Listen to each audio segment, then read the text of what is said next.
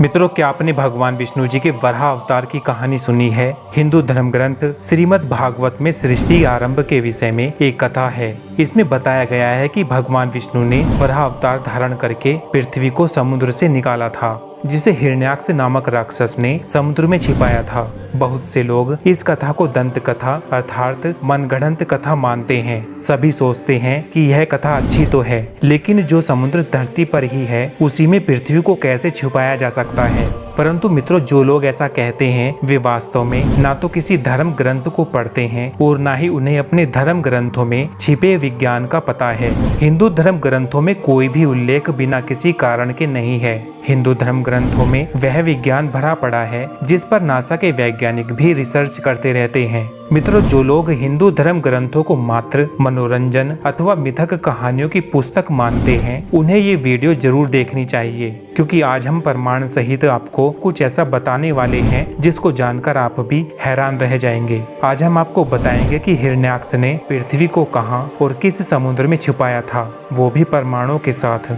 नमस्कार मित्रों, मैं हूं रवि शर्मा और आप देख रहे हैं एक्स्ट्रा ऑर्डिनरी तथ्य। मित्रों, चैनल पर यदि आप नए हैं तो चैनल को सब्सक्राइब करके नोटिफिकेशन बेल को ऑन कर लें, क्योंकि हम ऐसी ही सनातन धर्म से जुड़ी जानकारियां आपके लिए लाते रहते हैं। मित्रों, सबसे पहले हम आपको उस कथा के बारे में बताते हैं जिसे नासा की इस खोज का आधार माना जा रहा है। मित्रों, पौराणिक कथा के अनुसार जय और विजय भगवान विष्णु जी के 7वें द्वार के द्वारपाल थे। एक दिन जब भगवान ब्रह्मा जी के मानस पुत्र सनकादिक मुनि भगवान से मिलने वैकुंठ गए तो जय और विजय ने उन्हें रोका, जबकि सनकादिक मुनियों को किसी भी समय कहीं भी जाने की अनुमति थी। उन्हें रोकना गलत था, लेकिन जय और विजय को इस बात का भान न रहा और सनकादिक मुनियों के समझाने पर भी उन्होंने मुनियों को प्रवेश से वर्जित किया। फलस्वरूप सनकादिक मुनियों ने जय विजय को असुर हो जाने का श्राप दे दिया और कहा कि वे धरती पर जाकर असुरीय राक्षस रूप धारण करेंगे। जब उन्हें श्राप मिला तो उन्हें अपनी गलती का एहसास हुआ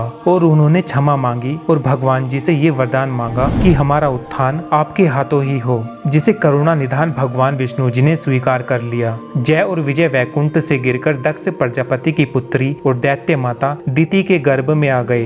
हिरण्याक्ष और हिरण्याकश्यप दोनों माँ दिति और पिता ऋषि कश्यप के पुत्र थे। दोनों जन्म से ही आकाश के समान बढ़ने लगे। उनका शरीर पर्वतों सा विशाल और लोहे के समान मजबूत हो गया। हिरण्याक्ष और हिरण्याकश्यप दोनों बलवान थे। इसी बात के चलते उन्हें और अधिक महत्वाकांक्षा होने लगी, जिस कारण उन्हें संतोष नहीं था। वे संसार में अजेयता और अमरता प्राप्त करना चाहते थे। हिरण्याक्ष और हिरण्याकश्यप दोनों अपने को तीनों लोकों में सर्वश्रेष्ठ मानते थे। हिरण्याक्ष भगवान विष्णु को अपने से भी तुच्छ मानने लगा था। एक बार हिरण्याकश्यप के कहने पर उसके भाई हिरण्याक्ष ने पृथ्वी को ले जाकर समुद्र में छिपा दिया था, जिससे तीनों लोकों में हाहाकार मच गया। सभी देवताओं के आग्रह पर भगवान विष्णु ने वराह अवतार धारण करके हिरण्याक्ष का वध किया और पृथ्वी को पुनः उसकी कक्षा में स्थापित कर दिया। मित्रों, यह कथा सुनने के पश्चात मन में जो प्रश्न उठता है वो ये है कि यदि समुद्र स्वयं पृथ्वी पर ही है तो फिर हिरण्याक्ष ने पृथ्वी को कहाँ छुपाया था और भगवान विष्णु के वराह अवतार ने उन्हें कहाँ से मुक्त करके पुनः स्थापित किया था। मित्रों, हमारा सौरमंडल ही नहीं बल्कि पूरा ब्रह्मांड अनेक रहस्यों से भरा हुआ है। ये बात अलग है कि ब्रह्मांड संबंधित ज्यादातर रहस्य हिंदू धर्म ग्रंथों में पहले से ही बताए जा चुके हैं। आज का विज्ञान जिनकी खोज कर रहा है, हमारे प्राचीन ऋषि मुनियों ने उसे बहुत ही पहले धर्म ग्रंथों में लिख दिया था। तुलसीदास जी ने जब हनुमान चालीसा में पृथ्वी और सूर्य की दूरी लिखी थी, उस समय विश्व के वैज्ञानिकों को इस पर विश्वास नहीं था, परंतु बाद में खोजों द्वारा यह सिद्ध भी हो गया। आज बहुत से लोग अमेरिकी वैज्ञानिकों पर गर्व महसूस करते हैं। जो लोग कहते हैं कि अंग्रेजों के आने से पहले भारत बिल्कुल पिछड़ा था, उन्हें मालूम होना चाहिए कि आज नासा के वैज्ञानिक यदि चंद्रमा और अंतरिक्ष की यात्रा कर पा रहे हैं तो वह सिर्फ और सिर्फ आर्यभट्ट की वजह से संभव है, क्योंकि 0 और दशमलव का अंक उन्होंने ही दिया था, जिसकी मदद से चंद्रमा, अंतरिक्ष और संपूर्ण ब्रह्मांड के ग्रहों की दूरी का अनुमान लगाया जा सका। मित्रों, नासा की खगोल विज्ञान की 2 टीमों ने ब्रह्मांड में अब तक खोजे गए पानी के सबसे बड़े समुद्र के विषय में पता लगाया,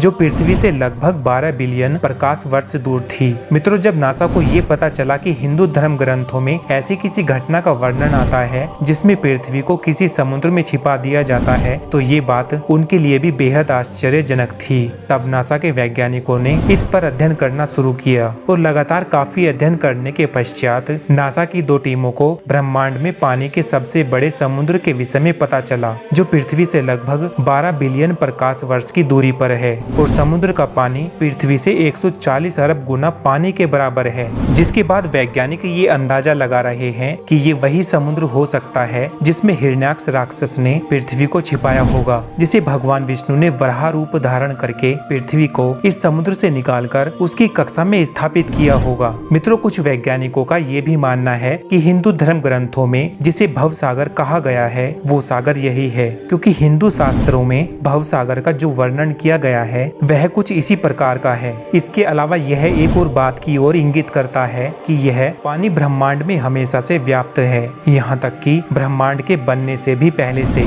मित्रों, यदि आप अपने धर्म ग्रंथों का सही से अध्ययन करेंगे तो निश्चित ही अपने धर्म और धर्म ग्रंथों पर गर्व महसूस करेंगे, क्योंकि जो विज्ञान हिंदू धर्म ग्रंथों में प्राचीन समय से लिखा हुआ है वो आज के विज्ञान को भी चुनौती देता है। साथ ही आधुनिक वैज्ञानिक भी इस विज्ञान से आकर्षित होते हैं। मित्रों, ये वीडियो आपको कैसा लगा? अपनी राय हमें कमेंट बॉक्स में जरूर बताएं। मिलते हैं आपसे अगली वीडियो में कुछ और जानकारी के साथ। तब तक के लिए जय हिंद, जय भारत, जय श्री राम।